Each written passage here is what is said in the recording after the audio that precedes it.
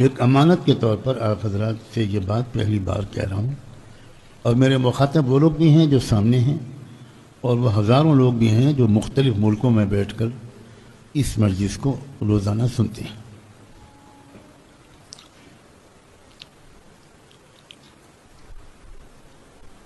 میں حجر اسود پر ہاتھ رکھ کر، خانہ کعبہ کا پردہ پکڑ کر یہ قسم کھانے کو تیار ہوں کہ دنیا میں ایک بہت بڑی تبدیلی کا وقت قریب ہے،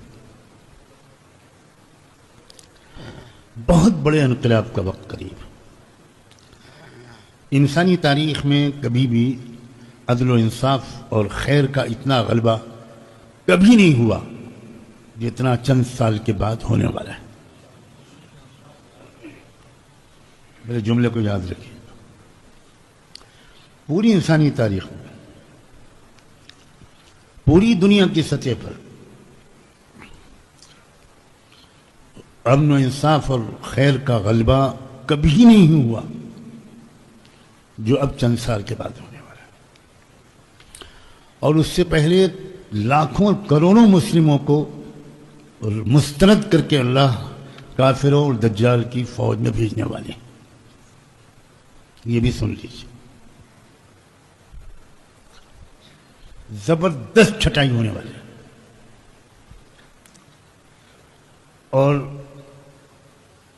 اس چھٹائی کے بعد وہ خیر کا غلبہ ہوگا جب خالص پکے مومن دنیا میں رہ جائیں گے،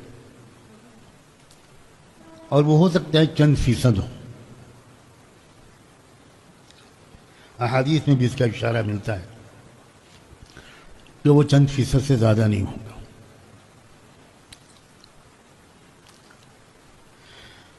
اور میں آج یہ بات پہلی بار کھل کر اس لیے کہہ رہا ہوں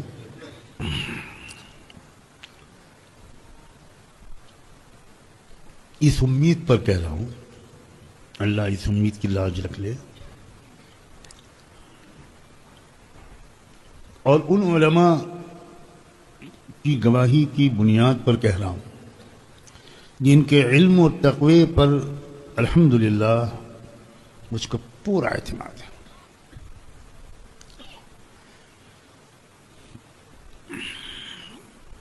اور وہ فلسطین اور شام کے حالات کو بہت قریب سے دیکھ رہے ہیں، وہ ہماری طرح دور نہیں بیٹھے، اسی سرزمین پر رہ رہے ہیں، اور وہاں کے جو دن بدن نئے حالات آ رہے ہیں ان کو وہ قرآن و سنت کی روشنی میں سمجھ رہے ہیں، اور وہ بتا رہے ہیں الحمدللہ اس عاجز کا ان میں سے کئی سے رابطہ ہے۔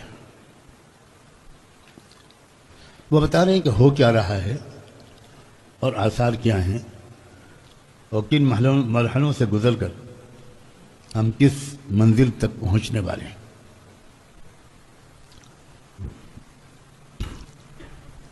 بہت سی حدیث میرے سامنے ہیں اس وقت، لیکن میں ایک حدیث صرف پیش کرتا ہوں، بہت سی حدیثیں ہیں الحمدللہ۔ سیدنا علی بن ابی طالب رضی اللہ عنہ وکرم اللہ وجہہ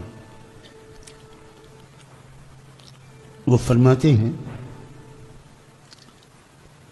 ایسے خطرناک حالات آنے والے ہیں، ستکون فتنۃ يحصل الناس فيها كما يحصل الذهب في المعدن۔ جس طرح سونے کو آگ میں رکھ کر تپایا جاتا ہے، سارا میل کچیل اور ملاوٹ جو کچھ اس کے اندر ہے اس کو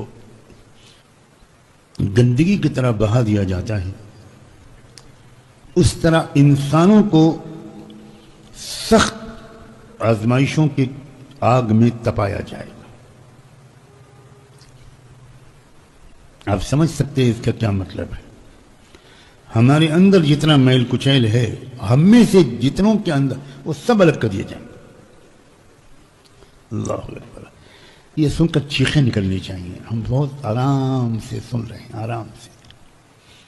صحابہ چیختے تھے، چلاتے تھے، یہ اس قسم کے احادیث سن کر بہت واقعات، بے ہوش ہو جاتے تھے، اور روایت کرنے والے صحابی کے پیچھے پیچھے گھر جاتے تھے، یہ بھی ایک روایت میں، اس کا دامن پکڑ کے کہتے تھے میں تو ان لوگوں میں تو نہیں ہوں گا نا، کچھ آپ بتا سکتے ہیں جن کو پھینک دیا جائے گا؟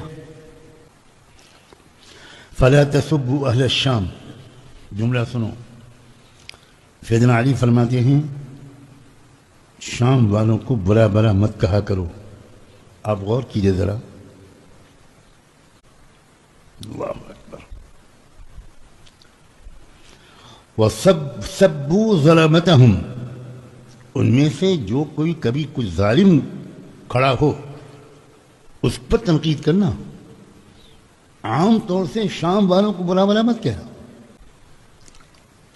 فَإِنَّ فِيهِمُ الْأَبْدَالِ، حضرت علی فرما رہے ہیں شام کے رہنے والوں میں ابدال کے مقام تک پہنچے ہوئے اولیاء اللہ پیدا ہوتے رہیں گے. مجھے ایک بڑی عظیم عالم نے یہ حدیث آئی تھی تو اس وقت کیا کہا تھا ابدال کی تشریح میں وہ جرأت اپنے اندر نہیں پاتا کہ میں اس تشریح کو نقل کروں.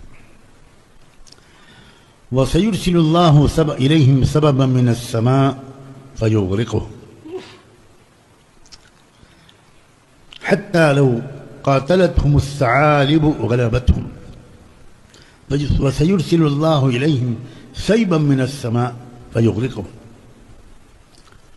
اور ایسے عجیب قسم کے فتنے، آزمائشیں، عذاب، سزائیں آئیں گی کہ اللہ کی بڑا. یہ بھی ہوگا ملک شام میں،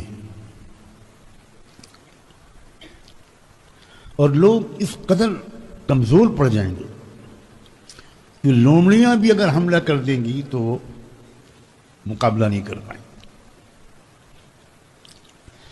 ثم يبعث الله عند ذلك رجلا من عترة الرسول صلى الله عليه وآله وسلم في 12,000 إن قلوا و15,000 إن كثروا.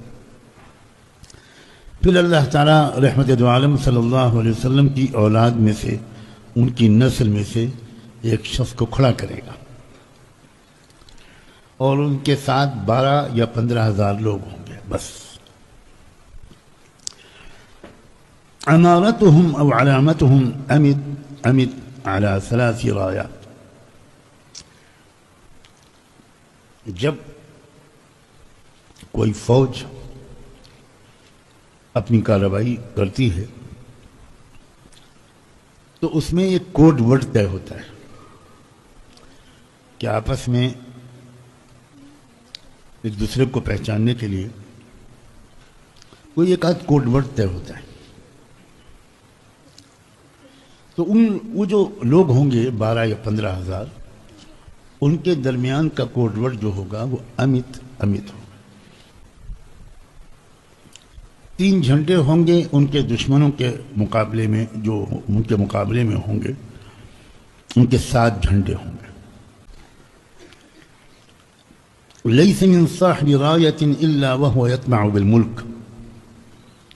یہ جو 7 گروپ ہوں گے مخالف، ان کا مطمع نظر صرف حکومت پر قبضہ کرنا ہو. ان کے سامنے کوئی اصلاحی منصوبہ، عدل و انصاف کا قیام، غربت اور جہالت سے لوگوں کو نکالنا، یہ سب کچھ نہیں. ان کو کرسی چاہیے. فَيَقْتَتِلُونَ وَيُهْزَمُونَ، اور شروع میں شکست ہوئی. ثم يظهر الهاشمی، پھر اللہ تعالیٰ خاندان نبوت کا ایک فرد کو کھڑا کرے گا. فَيُرُدُّ اللَّهُ إِلَى النَّاسِ إِلْفَتَهُمْ وَنِعْمَتَهُمْ، اور اس کے ذریعے اللہ تعالیٰ لوگوں کو خوشحال کر دے گا، پرسکون کرتا ہوں ونعمتہم. فَيَكُونُونَ عَلَى ذَلِكَ، پھر وہ اسی طرح کی زندگی گزار رہے ہوں گے یہاں تک کہ وہ وقت آئے گا جب دجال نکل آئے گا. ملک شام کے موجودہ حالات نے یہ بالکل بتا دیا ہے کہ اب بہت جلدی دنیا کا نظام بدلنے والا ہے۔